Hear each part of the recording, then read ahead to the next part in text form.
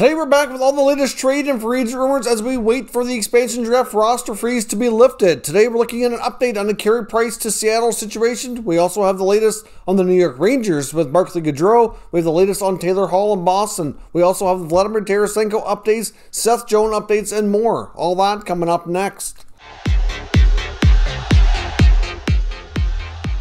So welcome back to another video here at Top Shelf Hockey. Now, as I mentioned, we have a variety of trade and free agent rumors to talk about here today as we're waiting for the roster freeze and the expansion draft to take place, so more action can be happening here in the National Hockey League. Obviously, there's bound to be a lot of activity, I think, in the days after expansion leading into the entry draft and even beyond that, because there's a lot of activity that just has not taken place yet, even though it's been busy. So we first want to start today with the New York Rangers. We had updates from NHL insiders, including Frank Saravalli, reporting that the New York Rangers basically at this point seem to be really close to getting Barclay Goodrow signed. They acquired his signing rights from the Lightning before the roster freeze, and it's believed that they're working on a 6-year contract extension at $3.6 million per season. That is an awfully hefty contract. Now, I understand that line of Gord, Goodrow, and Coleman for the Lightning was very important to their success in winning the Stanley Cup the past 2 years. But that's a lot of money for Barclay Goodrow. He's coming off a contract where he was making less than $1 million. Now, Tampa also gave up a first-round pick when they acquired him, so his value was certainly high. And him and Coleman are UFAs now, and they're bound to get a lot of attention on the open market after what they did in the last two playoff series or playoff years, I should say. And I understand the value going up. They certainly made a case for themselves, but this is a substantial increase. Now, there are some other bottom six forwards in the NHL that are making somewhat close to that. But I just really think this has a potential to be a substantial overpayment. And not to say that he won't be a good player for them. I think he will be. He's not afraid to play physical. He has dropped the gloves on occasion as well. We know the Rangers want to add some toughness. So I have no problem with Goodrow to the Rangers. I think it's a good move. It's a good fit. I really like the player. But going 6 years is a little bit much. Kind of like what we saw with Pittsburgh do not long ago with Brandon Tanev. I thought that was a little bit much. It's not even so much the term, it's a combination of the term and the money. Like, the term can make sense in some scenarios if the AAV is low enough, but I just have a funny feeling in a couple years' time this contract might start to not look real good. But I do like the player and I do like the fit. I just hope that the contract doesn't age the way that I think it will, and I think many other people are kind of on that same wavelength. So let's see how this plays out, and that contract likely will be made official sometime shortly after the roster freeze takes place. Now, next up, I want to jump into the whole Carey Price situation and whether or not he's going to Seattle and how everything's going to play out. There certainly seems to be a lot of new information coming out here ever since we found out. We did get a lot more news since it was first broke that Price waived his no move and everything. So essentially, in case you don't know the backstory here, apparently it was his idea. He approached the Habs and Marc Bergevin, letting them know that he had some health issues, including hip and knee issues that he's going to have investigated by doctors further. It's possible he may require surgery and might not be ready to start the season. So he didn't want to put the team in a bad predicament. So he thought it was best that he waive his no move, be exposed in expansion so they can protect Jake Allen. He thought that, if Jake's available and they take him and I'm not there to start the season, then this team is going to be in a really bad predicament, and he didn't want that to happen. So certainly, I can understand why he would approach the team in this regard, but you also have to understand and expect that if they're going to do this, they both have to be okay with the fact that they could have their bluff called, and he could end up legitimately being selected by the Kraken. Now, Pierre LeBrun's been reporting on the situation, as well as Frank Saravalli, quite a bit in the last couple of days as well. And according to the latest reports, they're saying that Ron Francis has again gotten clear message from ownership that they're totally fine with him selecting Price and having the financial commitment that goes with that contract over the remaining 5 years, even if there is a bit of an injury concern. If you think about it from Seattle's perspective here, having a huge name like Carey Price come in to start that franchise, regardless of the results the first few years, they are going to sell so many Carey Price jerseys and so much merchandise around this player that they're going to make up a lot of the money that they have to pay him anyway. So I think from a financial standpoint, I don't think they're too worried about that. Like, the main thing they need to be concerned about is the on-ice product. Are they comfortable enough with Carey Price being the guy? Can he continue to play at a high level like we saw in the playoffs? We're not going to know a lot of information about those injuries until afterwards, so there is some risk associated with it. And the other thing you got to remember here as well is that even though the protected lists have been submitted, the Kraken know who they can choose from. There's still negotiating going on, and for both sides to possibly be negotiating a little bit here through the media is not uncommon at all. So with the reports coming out that the Kraken are seriously consider taking him, even if they're not, they could be feeding that out through certain NHL reporters and insiders trying to get the Montreal Canadiens' attention here, that they're going to be nervous that they're going to take Price, and maybe they'll finally succumb and say, you know what, if you're going to take him, we don't want that to happen. What can we give you so that you don't do it? Because they've already been talking about that, and it appears as though Montreal has not really been able to answer any kind of a price tag to make sure that they lay off. So, you know, it's a game of chicken almost. Like, you know, will they call the Habs bluff and just take him anyway?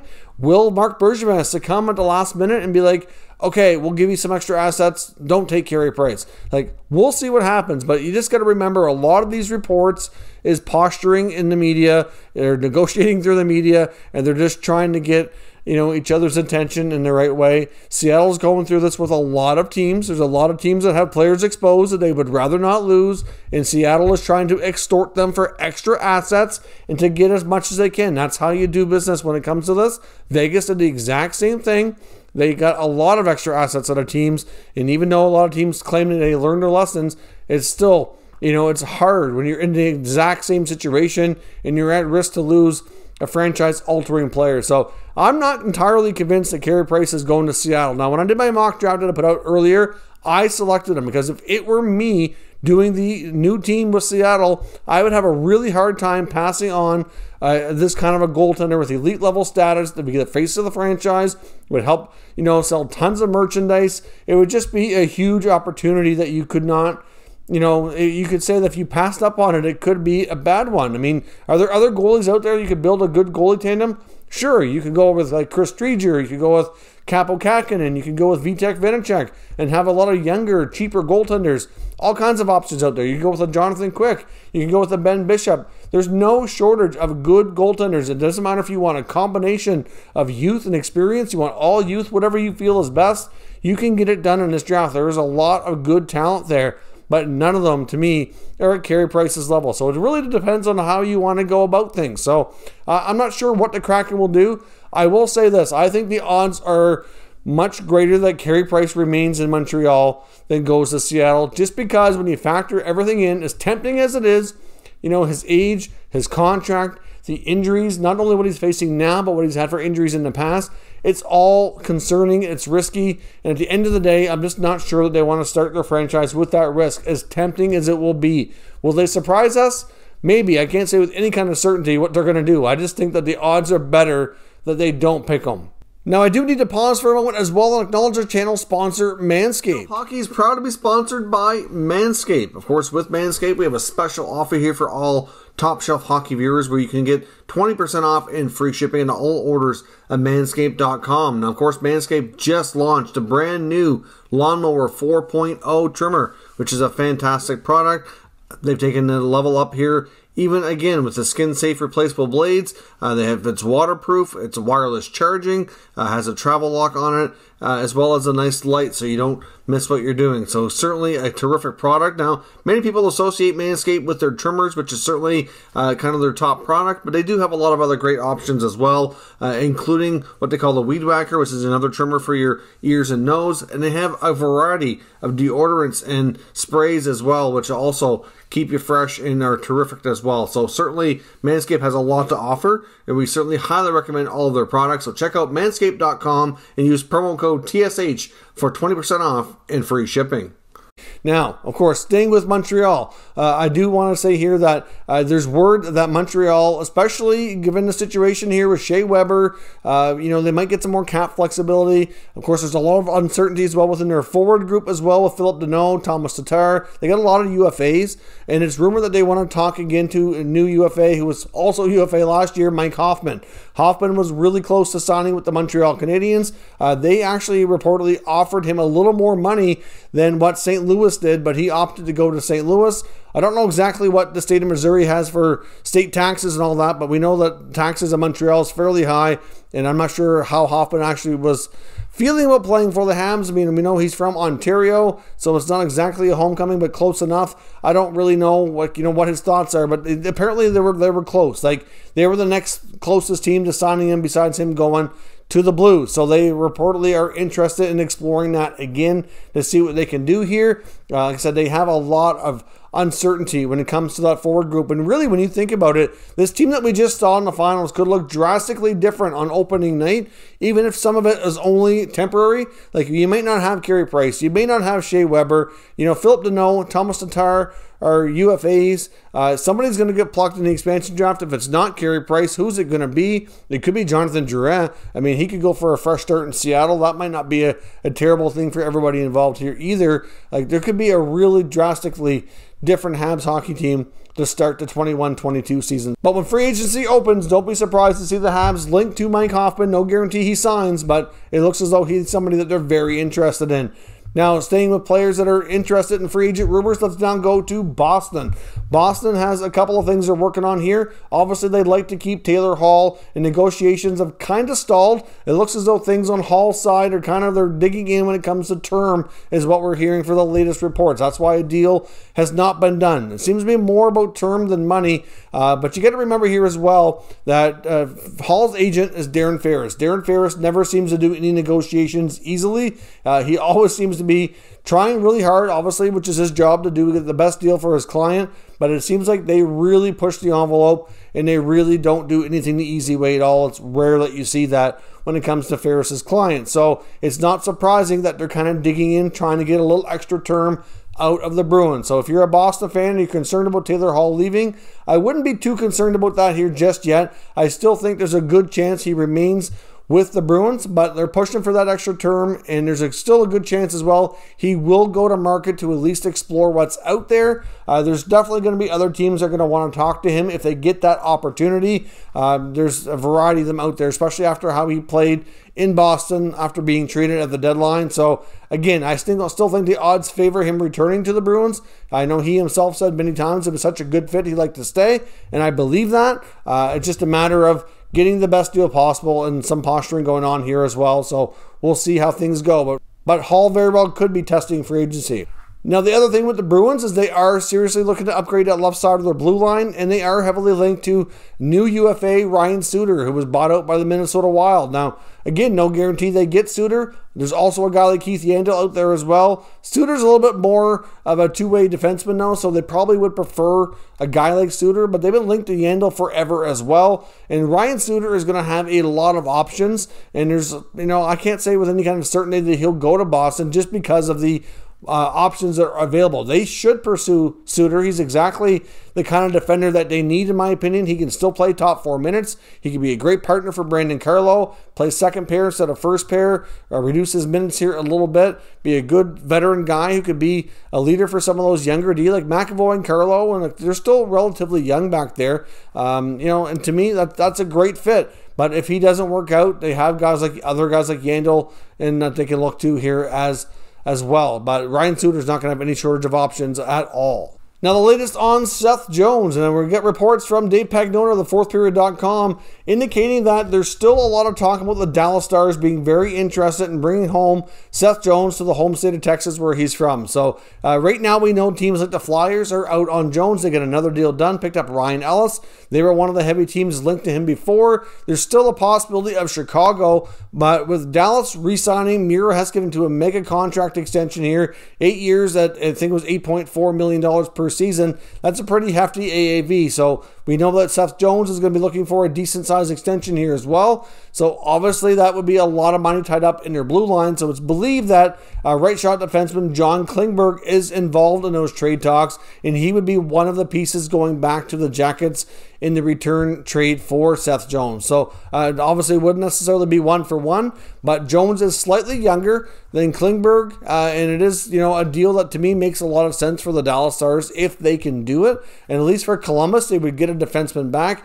that can play, similar type of minutes. Obviously, plays the right shot. He's certainly capable of being a top pair guy when required. And the other thing with John Klingberg as well is we don't know how he would feel about signing an extension with Dallas, but he is also in the final year of his contract. He's making a little bit less money than Seth Jones, but certainly a very capable defenseman. That could change the dynamic here for the Jackets, being able to get a quality player in return, but they may prefer more of a futures-based package. I'm not really sure exactly what else will be included, but I think for what's been discussed in the rumor mill for Jones, if they can get Klingberg and then something else for the future, that very well might get the deal done. And I think there's a good chance right now that Jones ends up as a member of the Dallas Stars, but like I said, there's not the only teams involved. Still teams like Chicago that are reported to be in the mix. So we'll see where things go, but that's what the latest is on him. And then lastly here, we want to talk a little bit further about Vladimir Tarasenko. Now, Tarasenko is available in the expansion draft, and it's become very heavily believed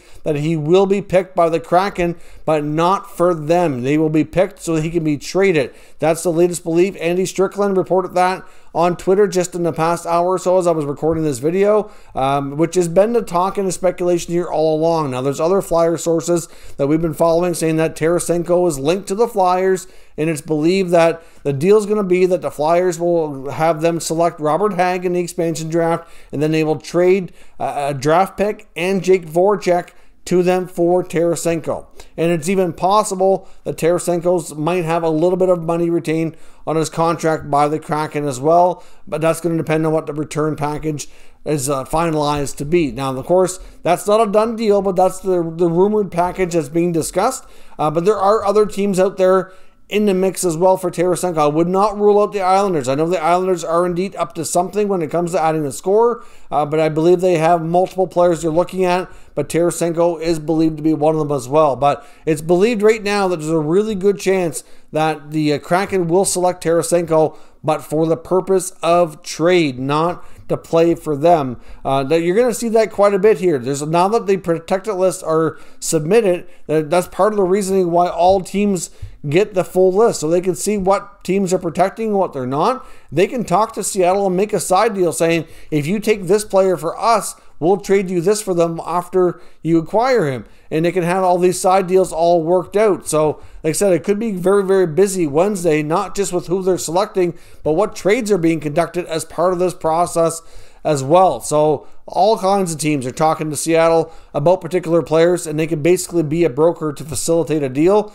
and get multiple assets out of it for their time and efforts for playing that role of the third party to make that deal happen. So we'll see. But right now, it's pretty much confirmed. If the Kraken take Tarasenko, it'll be for trade. The Flyers are one of the main teams. You can throw in the Islanders, but there are others with interest as well. You can even throw the Florida Panthers in there as well, from what I've seen too. So those are probably the main three places right now, I'd say, that have the best chance of landing Tarasenko ahead of next season. That is all the latest rumors for today. Let me know your thoughts on everything discussed down below in the comment section. I'm sure there's bound to be lots more talk about what's going to be going down here in the coming days leading into expansion. Then, of course, the draft is coming up just a few days later. So let me know your thoughts down below. We'll discuss further. If you're new to the channel, make sure you subscribe and stick around. We'll keep you up to date with all the latest news and rumors on all 32 NHL teams. Thank you for watching, and I'll catch you next time.